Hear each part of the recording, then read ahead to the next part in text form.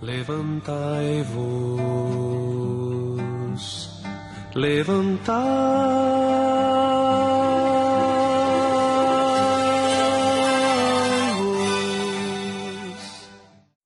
A bênção que temos, irmãos, de termos, como eu disse, crianças na congregação, a responsabilidade que temos de ensiná-las, de poder pregar para elas,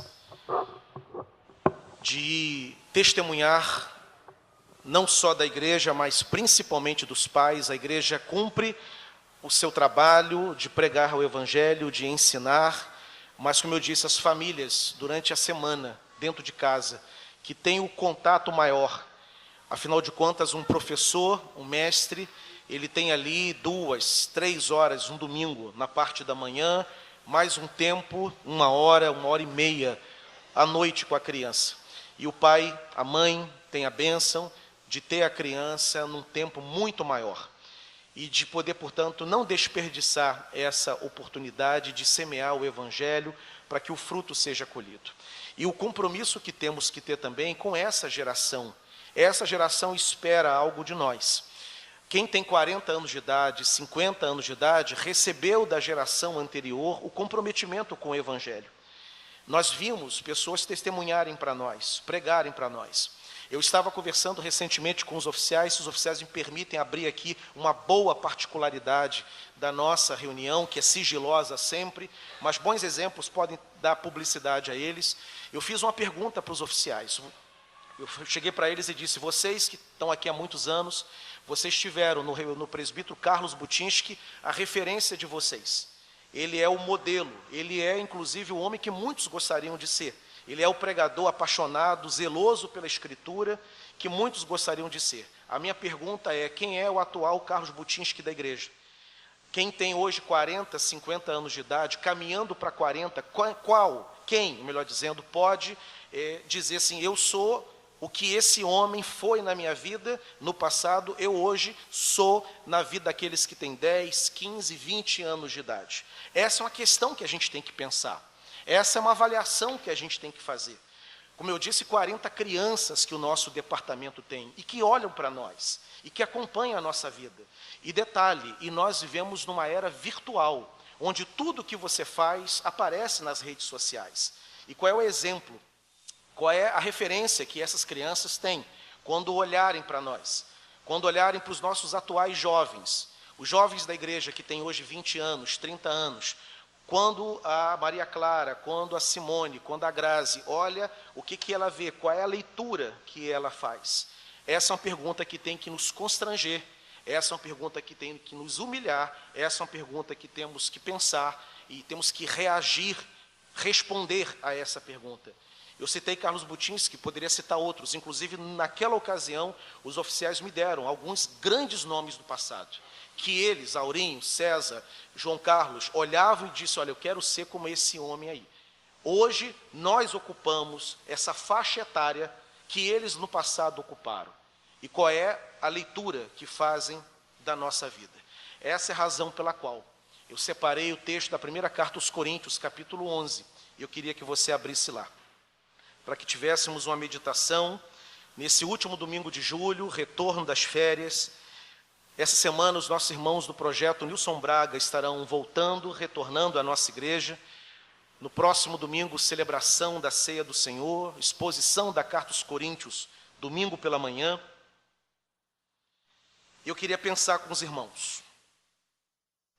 Capítulo 11, mas na verdade o 11 conclui aquilo que eu quero compartilhar.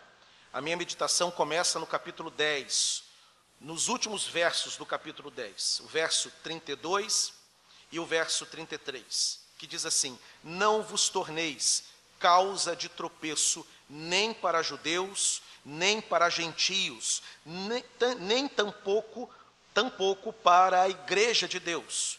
Assim como também eu procuro em tudo ser agradável a todos, não buscando o meu próprio interesse, mas o de muitos, para que sejam salvos.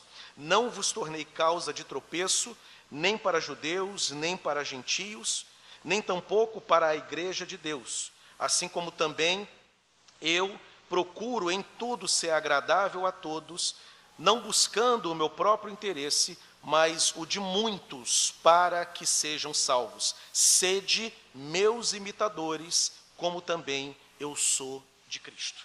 Sede meus imitadores, como também eu sou de Cristo. Estamos estudando na parte da manhã a carta de Coríntios. E nós já sabemos as dificuldades que a igreja de Coríntios tinha. O capítulo 11, Paulo, ele está nesse trecho concluindo um raciocínio que ele abriu no capítulo 10. Ele está falando dos limites da liberdade cristã. No contexto do capítulo 10, o limite da liberdade cristã está relacionado à liberdade que a pessoa tinha de comer determinadas iguarias que eram oferecidas no templo pagão da Grécia Antiga, lá da cidade de Corinto.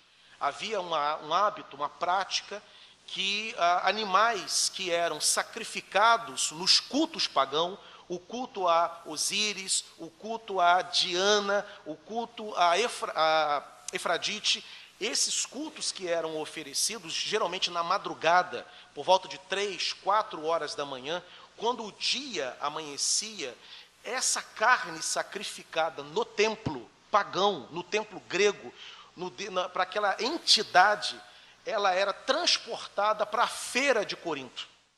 E as pessoas iam na feira e compravam aquela carne e consumiam aquela carne, comiam aquela carne. Sabiam, inclusive, que aquela carne tinha horas antes sido sacrificadas no templo pagão. Mas Paulo chega em Corinto. Paulo planta a igreja de Corinto. Paulo é o fundador daquela igreja.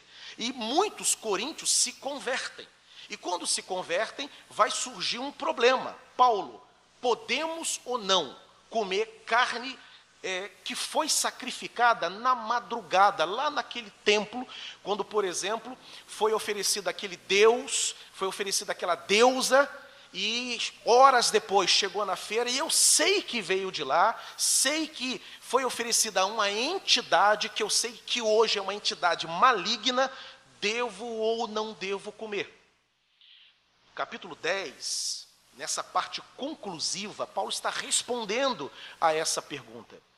E aí Paulo, ele vai responder dizendo, olha, nem pergunte de onde venha, nós sabemos que todas as coisas foram criadas por Deus. Os animais sacrificados, é o que ele está dizendo, foram criados por Deus. Mas os pagãos não pensam assim. Nem coma de tudo, nem pergunte de onde venha.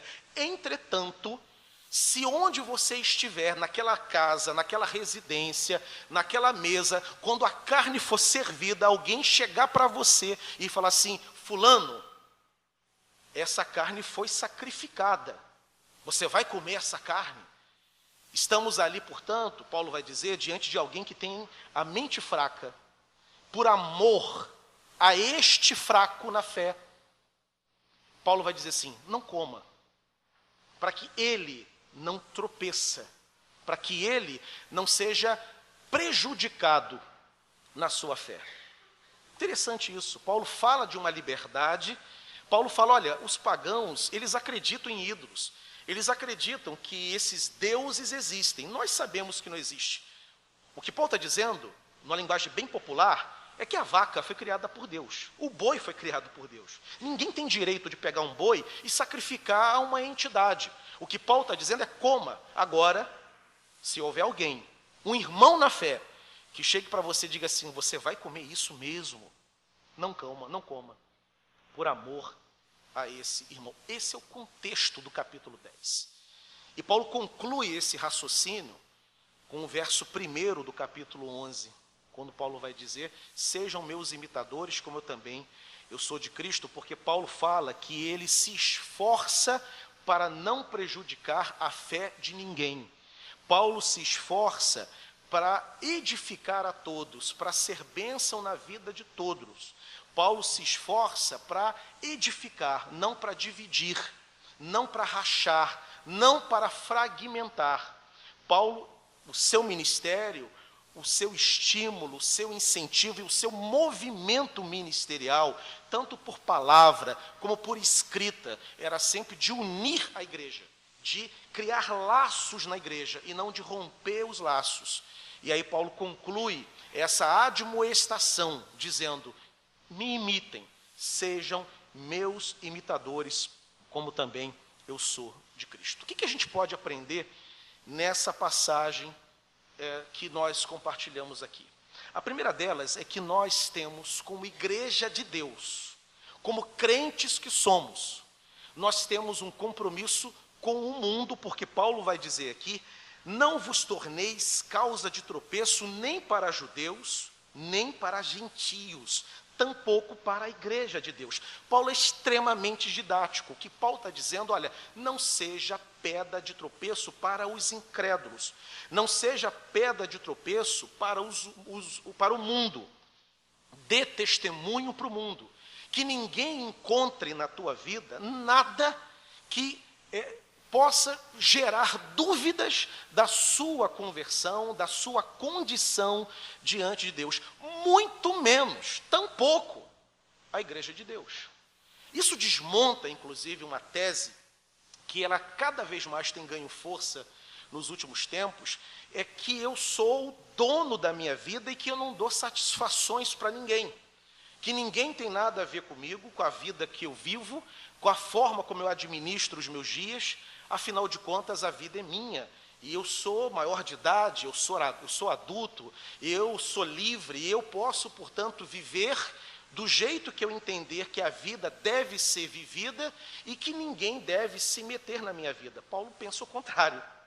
Paulo fala: olha, ninguém o acuse, que você jamais seja pedra de tropeço na vida de qualquer pessoa, seja ela de fora, judeu e gentio, seja ela de dentro, a igreja de Deus.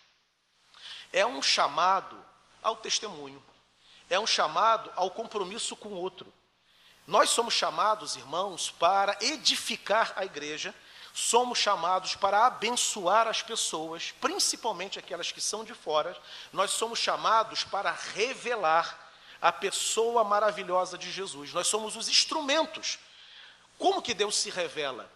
Reverendo Jaclenilson hoje foi uma mensagem que emocionou, tanto na sua introdução, que me emocionou Sandra. Sandra chegou a chorar, inclusive. E numa das maravilhosas frases que ele proferiu aqui, uma delas que eu destaquei e coloquei lá na minha rede social, foi que a igreja, ela é um espelho do céu. Que coisa séria. Qual é a ideia? O céu, irmãos, ele é essa dimensão acima de nós. Ninguém foi no céu. Você não foi lá. Você não pode dizer como o céu é. Você pode ter uma ideia baseada na Escritura, especialmente o livro do Apocalipse. Mas você não pode ser categórico e dizer exatamente. A única coisa categórica que você pode dizer são duas coisas. Aliás, uma é que é a habitação de Deus, que o Senhor veio de lá. E a outra é que você vai para lá. Fora isso, nenhuma outra informação do céu você tem. Como que as pessoas vão querer ir para esse lugar que ninguém nunca viu, que ninguém nunca penetrou, que ninguém nunca foi arrebatado, exceto Paulo, que foi arrebatado até o terceiro céu, ouviu coisas tão maravilhosas, tão sublimes, que ele se recusou a compartilhar. Elas eram inefáveis, elas eram inexprimíveis. Elas eram impossíveis de serem colocadas em linguagem humana. Tal a excelência da revelação, tal a grandeza daquilo que foi mostrado para Paulo. Ele não abriu mão de manter aquilo com ele, porque ninguém iria entender. Exceto Paulo e o Senhor que veio de lá. Ninguém viu o céu. Como que nós, como cristãos, podemos pretender que pessoas queiram ir para esse lugar, chamado céu, chamado Sião, Canaã, a glória, se a igreja, que é o antegozo do céu, ela antecipa as experiências celestiais, se as pessoas olham para a igreja e não vê nada estimulante na igreja. Ela olha para aquele vizinho cristão e aquele vizinho cristão não dá testemunho algum do céu. Ela olha para o seu primo cristão, ela olha para o seu irmão cristão, ela olha para o seu pai. O pai olha para o filho que tem um discurso religioso e ele olha assim, mas se esse lugar chamado céu é desse jeito aí, as coisas que são vividas nesse lugar chamado céu, que serão vividas, se parecem com que neste momento a igreja vive, você vive na sua casa, para este lugar eu não quero ir. Porque como o reverendo ensinou, a igreja é o espelho do céu. A igreja tem que ser de fato, irmãos, ainda que ela seja militante, ela não é a igreja ainda gloriosa. Ela não é a chamada igreja triunfante, como ensina a boa teologia sistemática. Enquanto estivermos aqui, ela é a igreja militante, a igreja que milita, que batalha, que peleja. E ela tem falhas, ela tem suas ranhuras, ela tem as suas fraturas, às vezes até expostas. Mas apesar desses desvios, dessas quedas, quando a igreja se reúne, e o normal de uma igreja é que ela exale o bom perfume de Cristo. A igreja não pode ser, na maior parte do seu tempo, complicada, problemática, estranha, confusa, rachada, dividida, em crise. Que essas situações surjam, inevitavelmente, por causa da nossa convivência, mas que sejam pontos fora da curva e não o normal da comunidade. Do contrário, quem vai querer ir para esse lugar? A igreja tem que ser esse lugar que aponta para o céu, olha, isso aqui já é maravilhoso, isso aqui já é glorioso, é bom estar no meio da comunidade, é bom estarmos juntos, é triste quando termina o culto e temos que ir embora, porque só veremos o irmão na outra semana. Imagine então como deve ser o céu. Eu tive experiências gloriosas nos retiros da igreja congregacional de Ponte Seca, onde me converti. Eu lembro dos choros, eu lembro do aperto no coração, quando a gente entrava nos carros, nos ônibus, na hora de nos despedirmos. Alguns evitavam esse momento, não gostavam. Era uma época que não tinha rede social, você só realmente veria aquele irmão no domingo seguinte, o aperto que dava, a vontade de ter o encontro no dia seguinte, porque foi tão bom aqueles 5 dias. O céu deve ser, então, infinitamente melhor. Paulo está dizendo para nessa carta de Coríntios, que os irmãos devem olhar para ele, se espelhar nele, porque Paulo é alguém que ele tudo fazia para que o outro fosse edificado, para que o outro fosse abençoado através da sua vida. Você tem compromisso, meu irmão. Você não foi salvo. Deixa de ser egoísta. Deixemos de ser egoístas. Nós não fomos salvos apenas para gozar da salvação, para desfrutar a bênção da salvação. Há um compromisso implicado. Há muita gente aí fora que não tem essa experiência, o cara não está salvo. E ele precisa ser salvo. A graça tem que alcançar, e o Espírito Santo não depende de mim e de você para salvar ninguém, mas Ele, o Senhor, ordenou que nós pregássemos. A maneira como Deus salva é através da pregação. E a pregação, ela não pode ser estanque da vida. Eu não posso pregar e viver de uma maneira que a minha vida contraria a pregação. A minha vida tem que confirmar as minhas palavras. Há uma geração que depende, nós recebemos essa tocha que a geração anterior passou para nós. E há uma galera vindo atrás de nós. Pegando este exemplo aqui, há 40 crianças. Pegando o exemplo da nossa igreja, há 80 olhos, 40 pares, que estão olhando os irmãos o tempo todo. Há 40 pares de olhos que observam o que você faz, que ouvem o que falamos. Daqui a pouco alguns deles serão batizados, estarão dentro das nossas assembleias. Há irmãos que não há irmãos congregacionais que se recusam de participar de assembleias. Está o nível de agressão e de falta de educação em algumas igrejas, dando um péssimo testemunho para quem acabou de chegar, para jovens. Há uma responsabilidade, você é responsável pela sua família. A salvação é individual. Mas anunciar e testemunhar é privilégio e responsabilidade, e desafio e dever de cada um de nós. É o que Paulo está escrevendo a carta ao Corinto. Eu não posso apenas dizer assim, estou salvo e vou para o céu e saio cantarolando. Enquanto isso, não, há um testemunho que tem que ser dado. Falando nas redes sociais, que é uma situação contemporânea. O que os nossos jovens veem quando nós nos comportamos nas redes? Como poderemos cobrar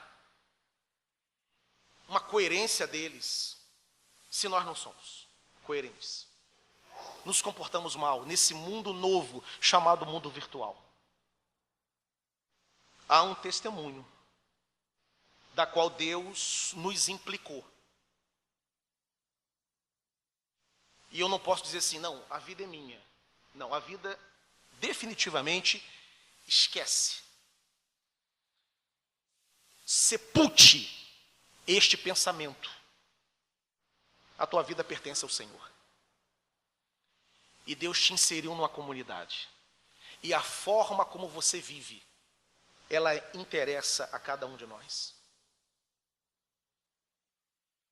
Por essa razão, por interessar, é que Paulo faz esse apelo na carta de Corinto.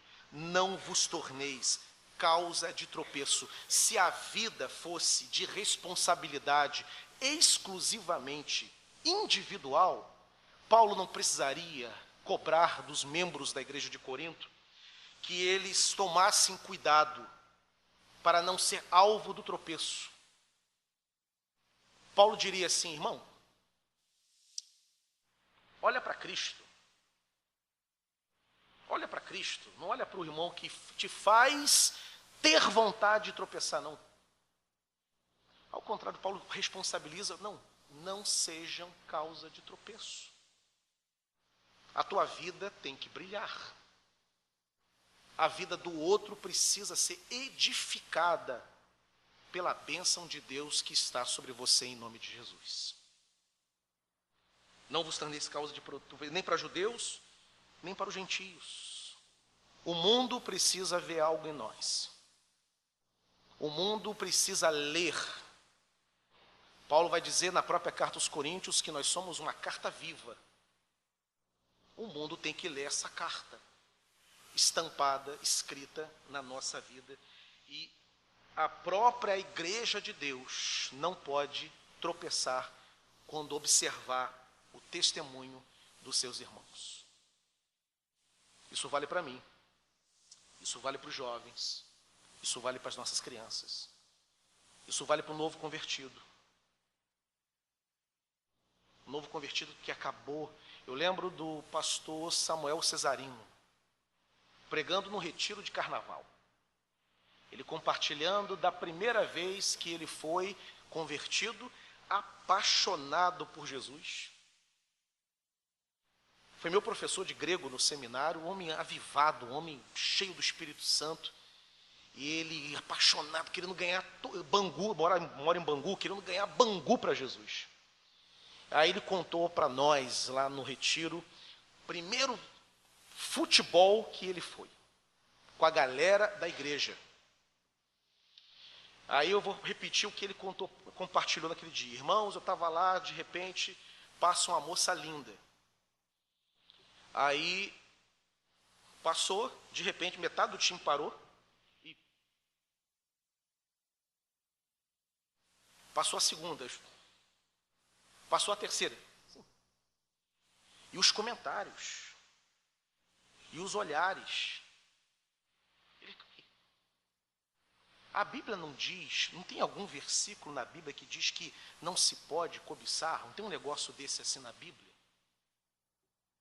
Aquilo foi pedra de tropeço para ele teve que organizar aquilo na cabeça dele. Crente que passa cheque sem fundo, crente que mente, que engana o patrão, patrão que engana funcionário, que mente, que pode pagar melhor e não paga, porque quer ter um prolabore maior, quer juntar dinheiro, quer fazer poupança em cima do mau pagamento em cima dos outros. É o que o diácono Vinícius disse hoje, como que a gente vai botar Niterói é do Senhor, São Gonçalo é do Senhor. Os piores exemplos que nós temos são justamente de candidatos políticos cristãos. Há um testemunho, irmão, que está implicado. E eu fui salvo para isso. Para glorificar a Deus, não só com as minhas palavras, mas principalmente com a minha vida, com a nossa vida. Grava isso. Se for a única coisa que você puder gravar, há olhos postados sobre você. A sua vida não te pertence, a tua vida pertence a Deus. E a gente te observando. Essas crianças que estão aqui vão crescer conosco. Vão crescer em nosso meio. O que elas vão ver? Você que nos visita. As crianças da sua igreja, que estão crescendo, elas vão te observar. O que elas vão aprender com você? O que elas olham? Quando elas olham, o que elas veem? Vem Carlo Butinski? Vem um presbítero Gersi, que não tive o prazer de conhecer, mas ouvi da história. Um Zalmir, que não conheci, mas ouvi da história. Ou elas olharão para nós e dizem assim, desse jeito aí, como essa irmã, eu não quero ser. Não quero que os meus filhos sejam alunos dela. Não quero que os meus filhos sejam alunos dele. Não quero aprender porque não tem nada para mim ensinar.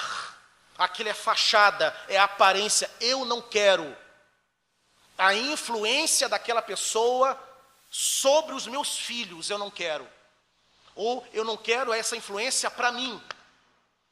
Irmãos, isso é uma vergonha. Deus me livre. Apesar de reconhecer a minha pecaminosidade, Deus me livre ser pedra de tropeço para aqueles que convivem comigo. Apesar da nossa pecaminosidade, da sua e da minha, tem que haver um esforço, o pastor Jacqueline mencionou de manhã cedo, o aperfeiçoamento, de lutar, de querer ser melhor.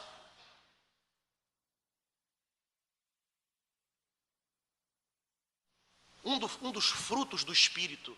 Há tanta gente que, quando pensa em dom do Espírito Santo, pensa sempre naquelas coisas mais espetaculares.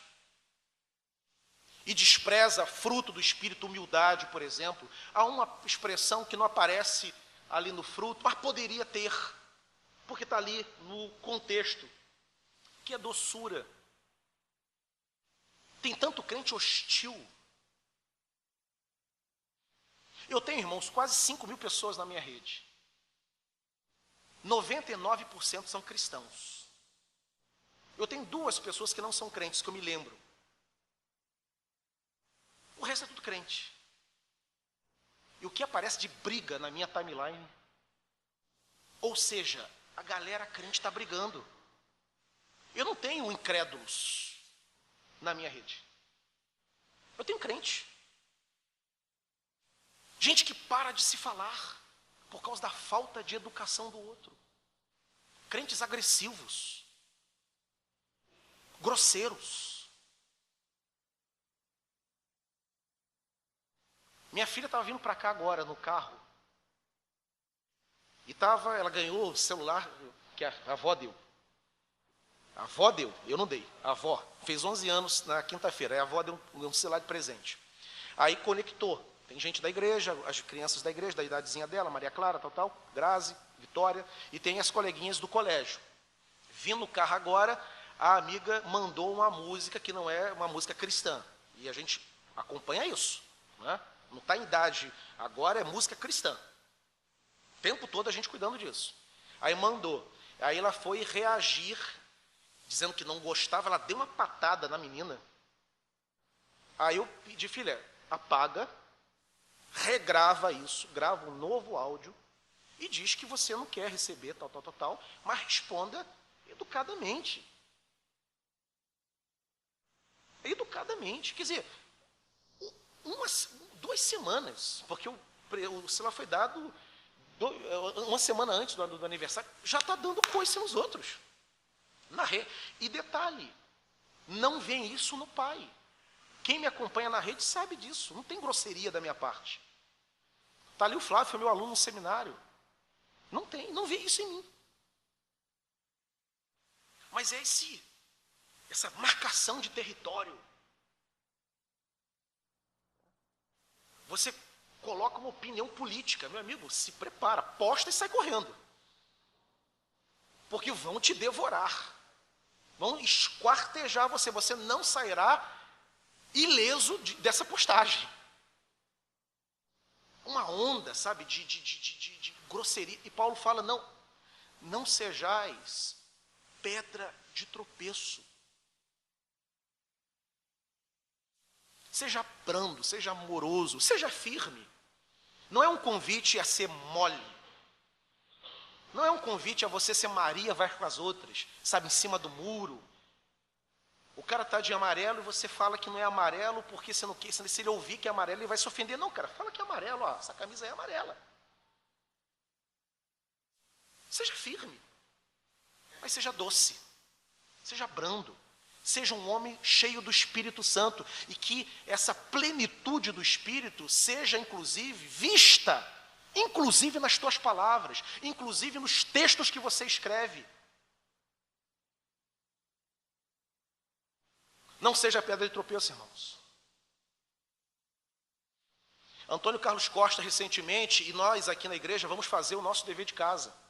Já foi tema da última reunião de oficiais. Nós vamos tratar de rede social na igreja esse ano, no contexto da Assembleia.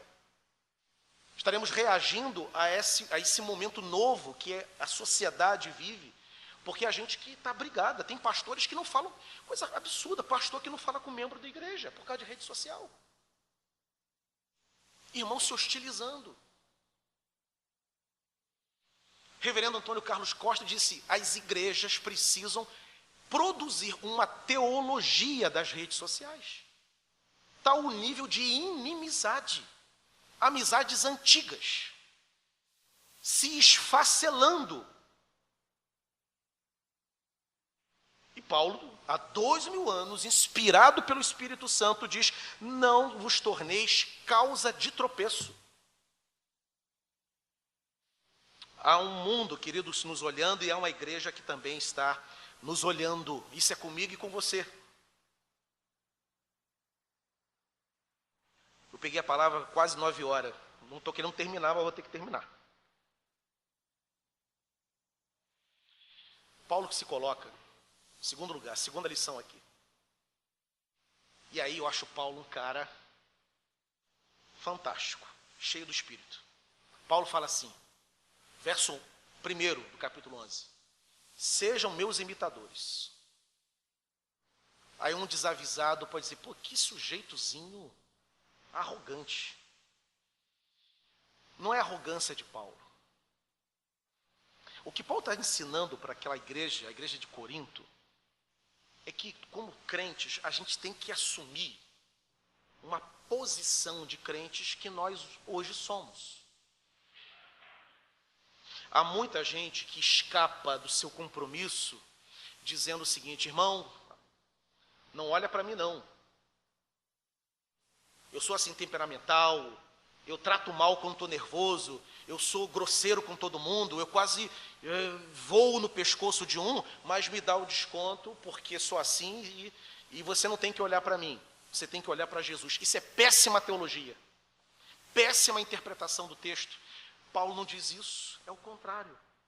Sejam meus imitadores. Olhem, em outras palavras, o que Paulo está dizendo é: olhem para mim. E aí eu queria que nós pensássemos: como que nós estamos? Podemos chegar em casa, reunir a família. Isso me faz lembrar, eu acho, não sei se eu já contei isso aqui, tenho a impressão que sim, do pastor que era muito convidado para pregar sobre família. Ele só aceitava o convite quando a mulher dava o sinal verde para ele. A igreja queria uma palestra sobre família. Ele dizia: mulher, eu posso ir lá pregar?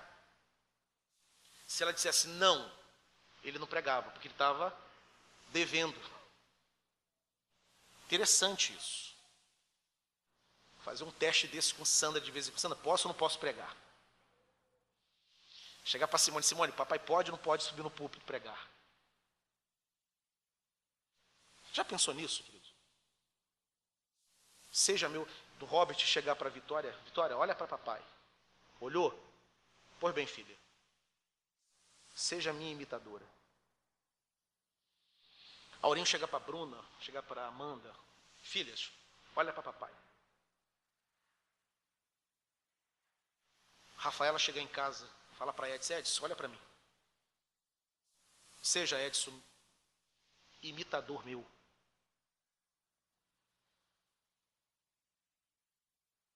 Isso é extremamente sério.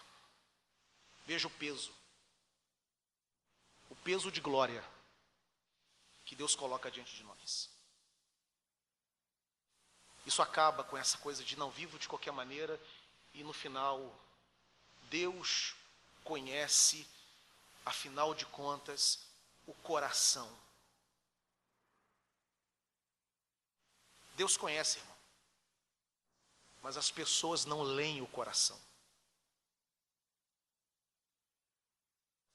As pessoas ouvem as palavras. As pessoas veem as ações. Deus não disse para que eu mitigue a minha conduta baseada no que eu tenho no mais profundo do meu coração. A Bíblia fala o contrário. A Bíblia fala que se meu coração é bom, todo o resto da minha vida o será.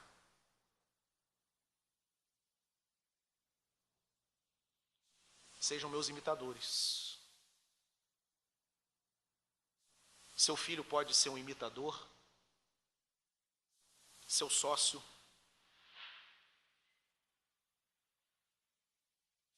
os teus clientes podem ser seus imitadores, seus avós podem imitá-lo, imitá-la. Nós, pastores, podemos chegar diante do nosso povo, diante da nossa congregação e dizer: olha, sejam meus imitadores. Qual é a resposta que salta quando fazemos essa pergunta? Para terminar, Paulo coloca essas palavras, registra essas palavras, de que não devemos ser pedra de tropeço para ninguém, de que temos que ser imitadores dele, e ele vai dizer no próprio verso 1: sejam meus imitadores, porque afinal de contas, eu sou um imitador de Cristo. A fonte da autoridade, a fonte do molde no caráter de Paulo era Cristo. o relacionamento que Paulo tinha com Cristo subsidiava a sua vida e subsidiava o seu ministério. A vida de Paulo era pavimentada pelo relacionamento que Paulo tinha com Cristo. O grande problema é que nós muitas vezes não podemos chegar diante dos nossos e dizer, sejam meus imitadores, porque nós não estamos imitando a Cristo. Proferimos o nome dele, cantamos para ele, damos assistência na igreja dele, mas não o conhecemos. Ou se o conhecemos, temos um relacionamento raso com ele. E se eu não estou cheio dele, como que eu posso dizer para os demais, sejam meus imitadores, se eu não o imito? O fato de muitos não poderem fazer essa afirmação, não é por causa da timidez, ou não por causa de uma pretensa humildade, não. Quem sou eu para chegar diante de alguém e dizer, olha para mim, que isso? Não é essa não é essa a razão não, é porque não conhece a Cristo, não vive com Cristo, não conversa com Cristo, não está cheio de Cristo. E aí, não tem condição mesmo. Irmãos, cheios de Jesus, cheios de Cristo. Paulo era alguém cheio. E ele poderia, portanto, por ser cheio, chegar diante da igreja, sem nenhum constrangimento, reconhecendo a pecaminosidade própria, porque Paulo não é um soberbo, não é um arrogante. Paulo não está aparecendo, se exibindo. Ele tem consciência da pecaminosidade pessoal. Mas apesar disso, ele estava cheio de Cristo. Ele tinha Cristo para compartilhar. Por que não compartilhamos de Cristo? Porque os nossos amigos ouvem tudo da nossa parte, menos de Cristo. Nunca foram evangelizados por nós. Nunca foram alvos de uma oração. Porque falta. Paulo pode dizer, e queridos, e a nossa missão na vida é poder chegar na mesma condição, e é o que Deus quer, porque isso não era privilégio de Paulo, apóstolo. O mesmo Espírito que estava sobre Paulo está sobre nós. Quando você foi salvo, você foi batizado no Espírito Santo, inserido no corpo. Você tem que buscar agora essa plenitude, para que, tendo mais de Cristo, você tenha para compartilhar cada vez mais. Sede meus imitadores, como eu também sou de Cristo, é o que diz o apóstolo Paulo. Que Deus nos ajude a sermos cheios de Cristo, para a glória do nome dele, para a glória do nome do Senhor Jesus.